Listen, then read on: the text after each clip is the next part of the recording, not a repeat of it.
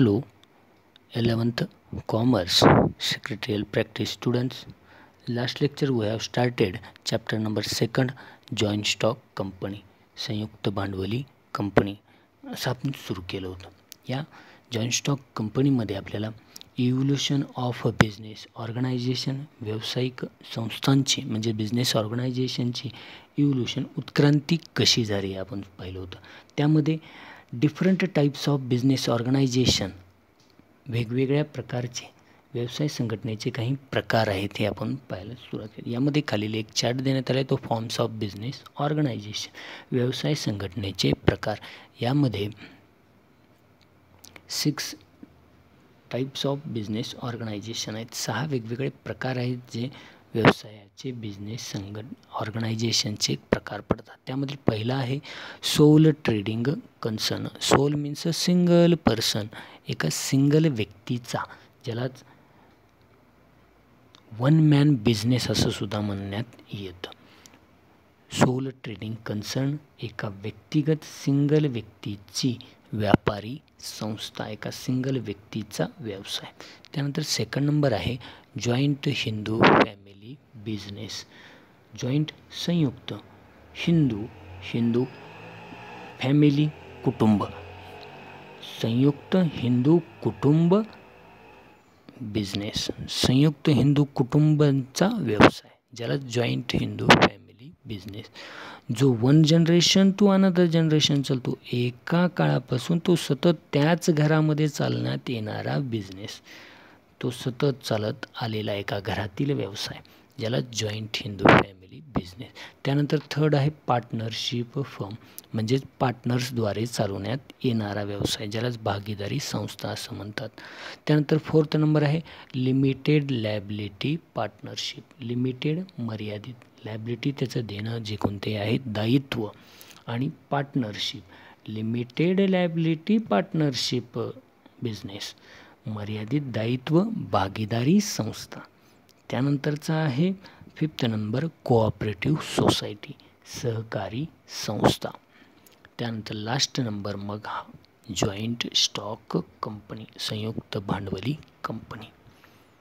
हे आपण evolution of business organisation. आता या प्रत्येक म्हणजेच व्यावसायिक बिझनेस ऑर्गनायझेशनचे जे बिझनेसेसचे टाईप्स आहेत, आता हे आपल्याला माहिती आहेत, एकूण 6 टाईप्स आहेत. आता ह्या 1 बाय 1 या टाईप्सचं आपल्याला या चॅप्टरमध्ये स्टडी करायची आहे.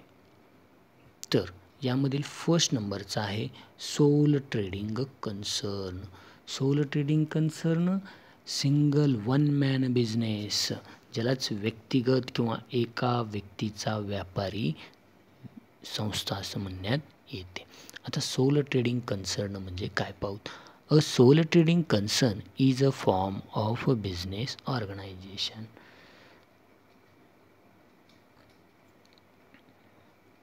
सोल ट्रेडिंग कन्सर्न हा बिझनेस ऑर्गनायझेशनमधील एक प्रकार आहे. आता हा याची व्याख्या किंवा आपल्याला एक मिनिंग पाहू याची. It is owned, managed and controlled by one person. It is also called as one man business. एक व्यक्ती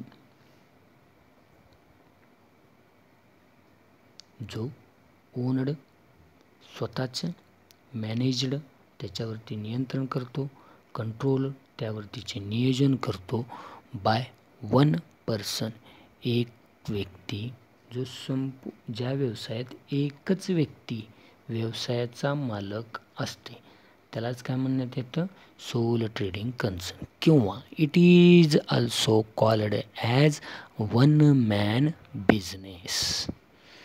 A person who conduct the business is called sole trader. जो एक व्यक्ती व्यवसाय चालवतो त्याला सोल ट्रेडर असं म्हणण्यात येतं. व्यवसायाचे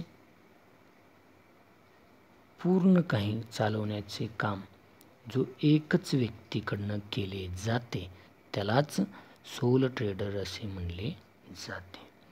जो व्यवसाय एकच व्यक्ती, ज्या व्यवसायात एकच व्यक्ती व्यवसायाचा मालक असते आणि व्यवसायाचे सर्व अधिकार एकाच व्यक्तीकडे असतात अशा व्यवसायास सोल ट्रेडिंग कन्सर्न किंवा वन मॅन बिझनेस असे म्हटले जाते. याची जो एकच व्यक्ती व्यवसाय म्हणजेच बिझनेस कंडक्ट करतो, चालवतो, अ person who conduct the business is called sole trader.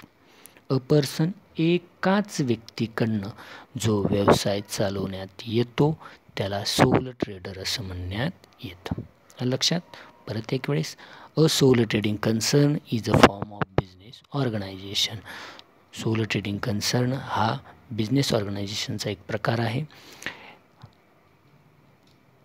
It is owned, मालकी, managed and controlled by one person. एकाच व्यक्तीकडनं त्याची मालकी, त्याच्यावरतीचं व्यवस्थापन, त्याच्यावरतीचं नियंत्रण हा एकच व्यक्ती करतो.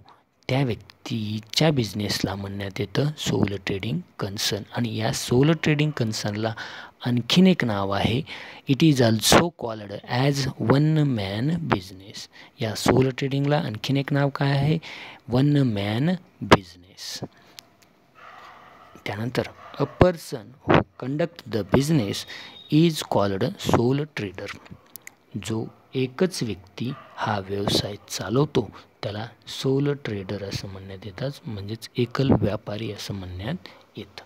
आता या सोल ट्रेडिंगचे काही फीचर्स आहेत, काही वैशिष्ट्ये आहेत, ते पाहूयात. First number, there is no separate law or act governing sole trading concern, but it has to follow all the law of land. या सोल ट्रेडिंग कन्सर्नसाठी कोणताही स्वतंत्र किंवा विशेष असा कायदा नाही. लॉ म्हणजे कायदा. There is a no separate law.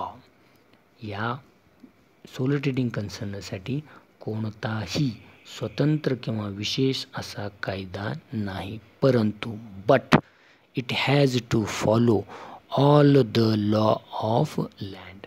परंतु या सोल ट्रेडिंग कन्सर्नला देशातील सर्व कायद्याचे पालन करावे लागते. यासाठी या बिझनेस टाकण्यासाठी कोणताही लॉ नाही आहे, परंतु त्याला बाकीचे जे ज्या देशामध्ये तो चालवतो हा बिझनेस, त्या देशामधील सर्व लॉचे म्हणजेच कायद्याचे पालन करावे लागते. Follow all law of land. Land म्हणजे तो ज्या देशामध्ये बिझनेस करणार आहे त्या देशातील सर्व कायद्याचे त्याला पालन, म्हणजेच लॉचे फॉलो ऑफ ऑल लॉ, सर्व कायद्याचे पालन करावे लागते. हा फर्स्ट फीचर्स. त्यानंतर second number, sole trading concern has only one owner. हो, सोल ट्रेडिंग कन्सर्नचा एकच मालक असतो, एकच व्यक्ती त्याचा मालक असतो, म्हणूनच त्याला वन मॅन बिझनेस असं आपण म्हणलं आहे. त्यामुळं या second feature, sole trading concern has only one owner. Sole trading कन्सर्नचा एकच व्यक्तीची मालकी असते. Third number, capital distributed by sole trader is very small. Capital भांडवल. सोल ट्रेडिंग कन्सर्न हा बिझनेस टाकण्यासाठी, हा व्यवसाय करण्यासाठी कॅपिटल म्हणजे भांडवल contributed by sole trader is very small. या व्यवसायासाठी लागणारे भांडवल हे कमी प्रमाणात लागते. Fourth number, there is no division of profit or loss as there is a single owner. तो एकच व्यक्ती आहे, वन मॅन बिझनेस आहे हा सोल ट्रेडिंग. त्याच्यामुळे बिझनेसमध्ये होणारा प्रॉफिट म्हणजेच नफा, लॉस म्हणजेच नुकसान, हे कोणालाही तो डिव्हिजन करत नाही, म्हणजेच वाटप करत नाही. There is no division of profit or loss as there is a single owner. या बिझनेसमध्ये नफ्याचे किंवा नुकसानीचे वाटप केले जात नाही. तो एकच व्यक्ती असल्यामुळे तो त्यालाच जो कोणताही नफा होणार तो त्यालाच भेटणार आहे आणि नुकसानसुद्धा हे त्याच व्यक्तीला होणार आहे. त्यानंतरचा 5th नंबरचा features, all decisions of businesses are taken by sole trader. या बिझनेसमधील सर्व डिसिजन्स म्हणजेच निर्णय, सर्व निर्णय कोण घेतो? एकटाच पर्सन घेतो. म्हणजेच त्याला काय म्हणत आहे? Soul trader. या बिझनेस प्रकारात व्यवसायासंदर्भातील बिझनेस संदर्भातील सर्व निर्णय हा सोल ट्रेडरच घेत असतो. त्यानंतर 6 नंबर, the proprietor means sole trader can insure maximise business secrecy. या व्यवसायात सिक्रेसी आपण पाहिलं होतं, म्हणजेच गोपनीयता, सुरक्षितता. या व्यवसायात अधिक गोपनीयता बाळगली जाते, कारण तो एकटाच आहे. जे काही बिझनेसेसचं सिक्रेट्स आहेत, जे काही माहिती आहे तो त्याच्या एकट्याकडेच असतो. तो कोणाकडे देतो का? ते सिक्रेसी सांगतो का? नाही. त्याच्यामुळं हा त्याच्यातील एक फीचर्स आहे. त्यानंतर 7 number, the liability of soul trader is unlimited. 7 number, या सोल ट्रेडिंग कन्सर्नमध्ये व्यापाऱ्याची म्हणजे बिझनेसमॅनची जबाबदारी ही अमर्यादित स्वरूपाची असते. त्यानंतर 8 number, this business does not enjoy a separate legal status. या सोलो ट्रेडिंग कन्सर्न बिझनेसमध्ये सेपरेट लीगल स्टेटस, स्वतंत्र अस्तित्व लाभलेले नाही. Does not enjoy a separate legal status. या सोलो ट्रेडिंग कन्सर्नमध्ये स्वतंत्र अस्तित्व त्याला भेटलेले नाही. त्यानंतर 9 number, solo trading concern is not suitable for large scale business operation. Solo trading कन्सर्नचा जो बिझनेस आहे तो मोठ्या प्रमाणात व्यवसाय करण्यासाठी फायदेशीर नाही. एक छोटा मोठा दुकान असेल, आपण पाहतो आपल्या बाजूला आजूबाजूला छोटंसं किराणा दुकान आहे, एकाच व्यक्ती चालवतो, म्हणून आपण त्याला काय म्हणतो? वन मॅन बिझनेस, ज्यालाच आपण किराणा दुकान असं म्हणतो. तो लार्ज मोठ्या स्वरूपात टाकता येईल का? नाही. मग तो होलसेलरमध्ये जाईल मोठ्या प्रमाणातील. याचाच अर्थ हा जो व्यवसाय आहे तो लार्ज स्केलवरती करण्यात येणारा व्यवसाय नाही, हा बिझनेस नाही. सोलो ट्रेडिंग कन्सर्न हा प्रकार मोठ्या प्रमाणात व्यवसाय करण्यासाठी फायदेशीर नाही. Solo trading concern is not suitable for large scale business operations. अशा प्रकारे आपण first forms of business organization पाहिला. व्यवसाय संघटनेतील प्रकारमधील पहिला आपण सोलो ट्रेडिंग कन्सर्न म्हणजेच एका व्यक्तिगत व्यापारी संस्था आपण पाहिली,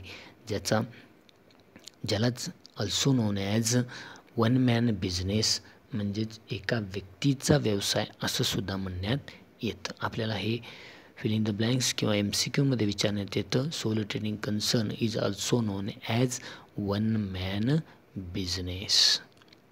त्यामुळं त्यानंतर आपल्याला 2nd नंबरचा फॉर्म्स ऑफ बिझनेस ऑर्गनायझेशन घ्यायचं आहे, जॉईंट हिंदू फॅमिली बिझनेस, ज्यालाच संयुक्त हिंदू कुटुंब व्यवसाय असंही म्हणण्यात येतं.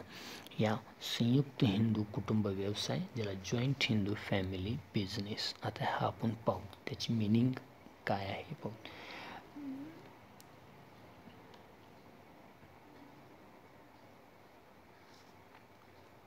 When a Hindu undivided family conducts businesses inherited by it as per Hindu law, it is called a joint Hindu family business.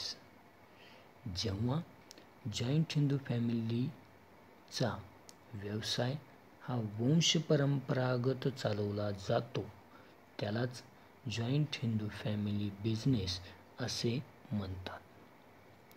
When A Hindu undivided family conduct business inherited by it as per Hindu law.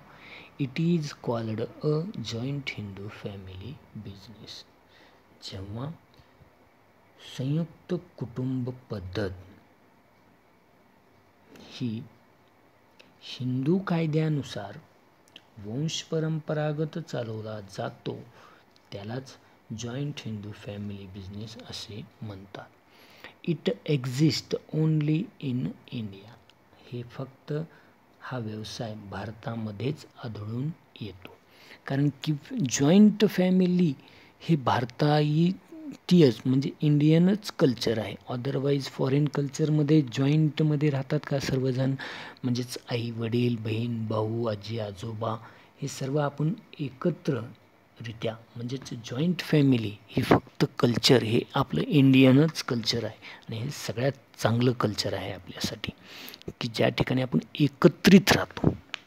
हे फक्त Indian culture आहे. म्हणून हा बिझनेससुद्धा it exist only in India. हा बिझनेसचा types म्हणजेच forms of organisation business हा फक्त भारतामध्येच आढळून येतो. It is governed by Hindu succession act 1956.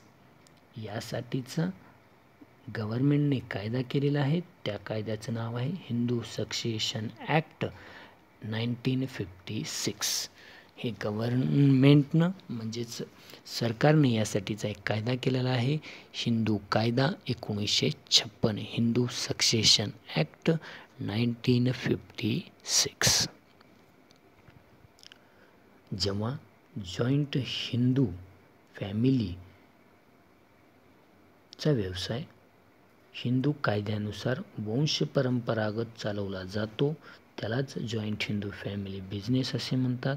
हा बिझनेसचा टाईप्स ओनली इंडियामध्ये फक्त भारतामध्येच आढळून येतो आणि यासाठीचा गव्हर्नमेंटने कायदा बनवण्यात आला आहे. तो ॲक्टचं नाव आहे हिंदू सक्सेशन ॲक्ट 1956 हिंदू कायदा 1956.